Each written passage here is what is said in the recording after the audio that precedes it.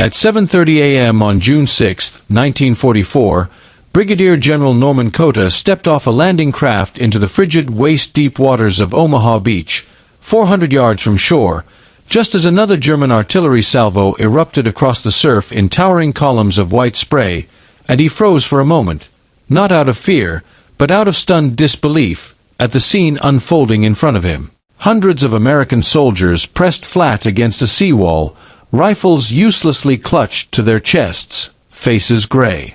With terror and seawater, their gear scattered and floating around them like driftwood, while wounded men screamed for medics who were themselves being shot despite the red crosses painted on their helmets.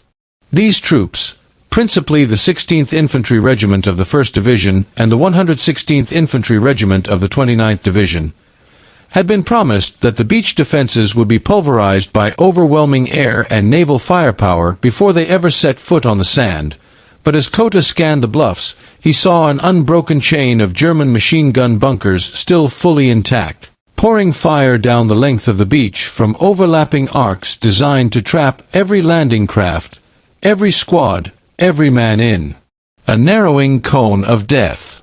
The naval bombardment that morning had been conducted from too far offshore, causing shells to overshoot the beach, and the heavy bombers, flying through cloud cover, released their payloads late, scattering explosions miles inland rather than on the concrete fortifications they were meant to destroy.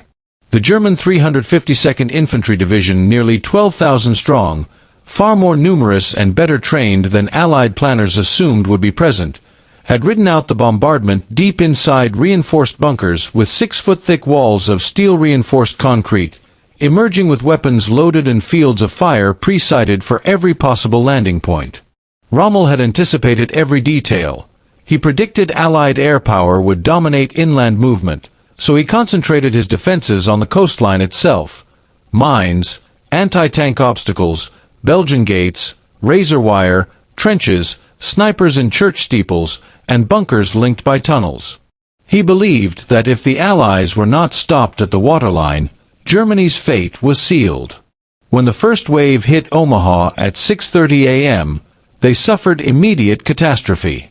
Company A of the 116th, the Bedford Boys, landed directly in front of a German strongpoint designated WN-71, where machine guns in steel-reinforced casemates slashed entire ranks of infantrymen before they could even clear the ramps of their Higgins boats.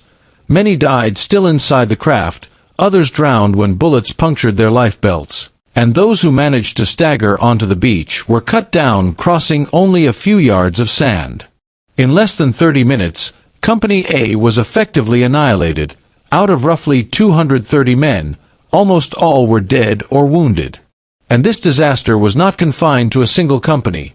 Landing craft across the entire sector were drifting off course, scattering units, breaking plan cohesion, radio communication failed as sets were ruined by seawater. Medics had no morphine because crates were lost overboard. Engineers tasked with clearing beach obstacles were slaughtered while carrying the first Bangalore torpedoes to the wire. Artillery fire was so precise, every inch pre-registered, that no linear advance could gather. Tanks meant to support the infantry were supposed to swim ashore using canvas flotation screens, but the seas were too rough. 27 of the first 32 tanks sank before reaching shore, taking their crews with them. This left infantry naked against fortified defenses originally built to repel an invasion 10 times larger. By 7 a.m., chaos dominated. Bodies floated in on the tide, sometimes 2 or 3 at a time. Boats burned. Mortars struck in steady, rhythmic intervals that made the air feel like it was shaking. Unled clusters of survivors huddled behind low shingle banks, some praying, some vomiting from fear, some simply staring blankly at nothing. A sense of paralysis spread across the beach.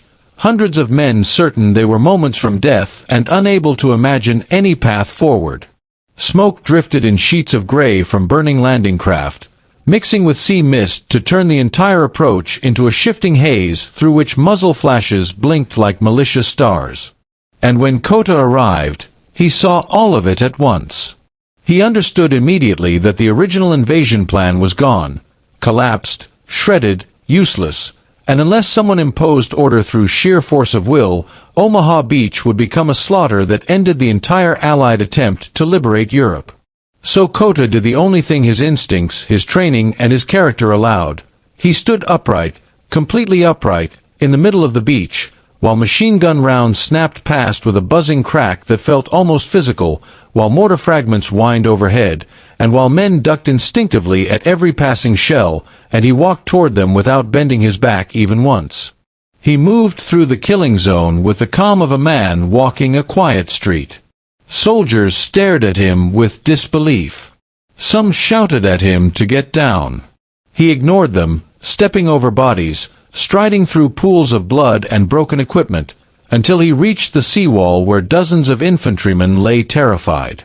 He crouched, not for safety, but to speak to them, and told them plainly that staying put meant death, that German artillery was zeroed in on the seawall and would eventually wipe everyone out, and that their only chance was to move forward, even if moving forward felt like suicide. Then he said something even more shocking: "We're getting off this beach. We're getting on our feet, and we're going up that bluff." To men who had been flattened by terror, this sounded insane. But Cota radiated an energy that cut through shock and fatalism.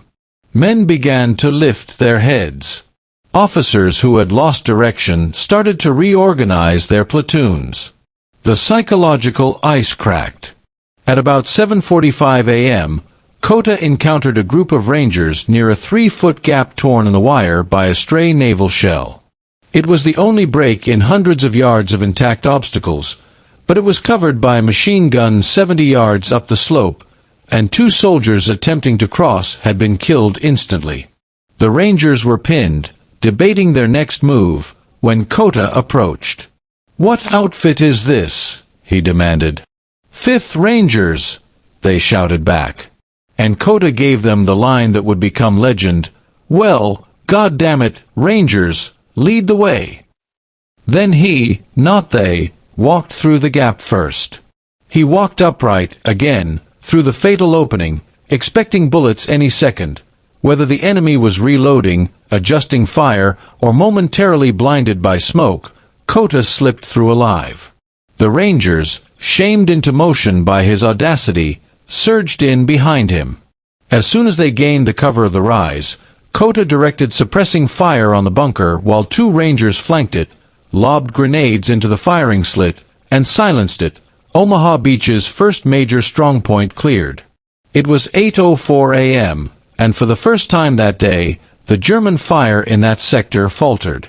Word spread down the beach, often shouted by sergeants who barely understood what had happened, that a general had broken through the wire, that Germans were falling back, that the beach might not be a hopeless coffin after all. This rumor ignited sparks of action across the shoreline. Engineers made new attempts to deploy Bangalore torpedoes under cover of infantry fire. Platoons fractured earlier reformed around surviving leaders. Even without radios, momentum now traveled through body language, shouts, and simple example.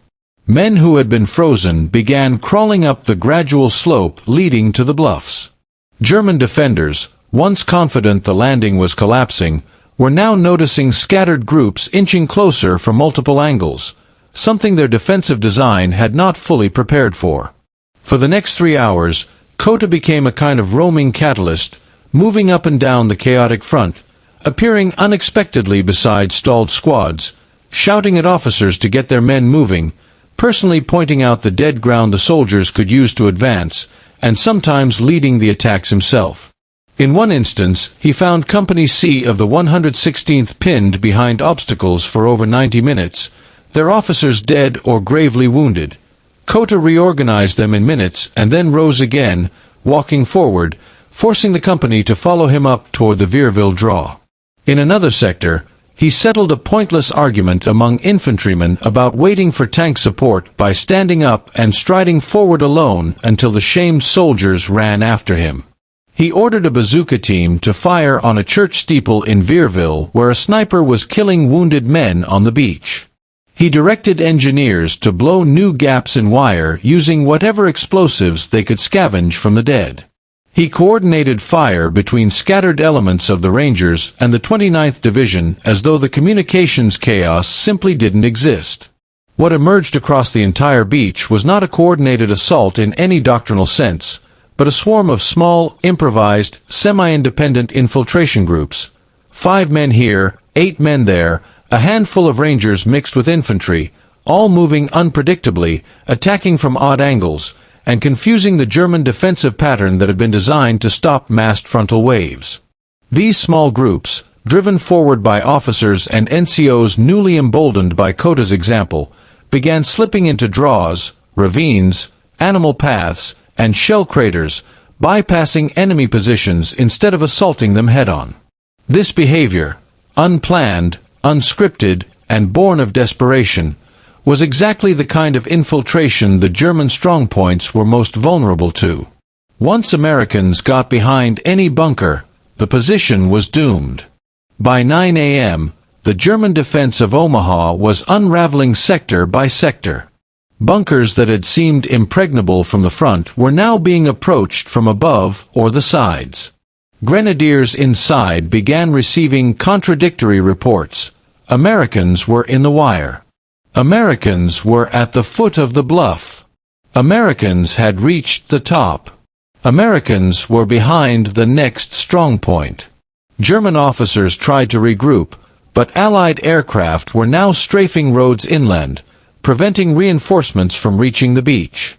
The 352nd Division, which had believed victory was imminent, found itself fighting isolated, desperate duels against determined American squads attacking from unexpected directions. Still, the fighting was brutal. Many of the strongpoints only fell after repeated assaults, often with heavy American casualties. Some bunkers fought to the last man, forcing the attackers to throw satchel charges into firing slits.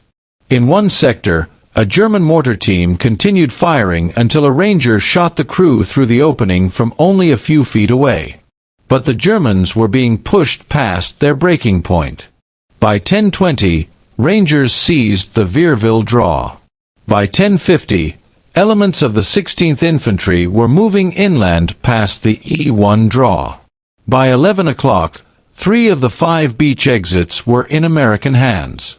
German units near Colleville began surrendering after running out of ammunition.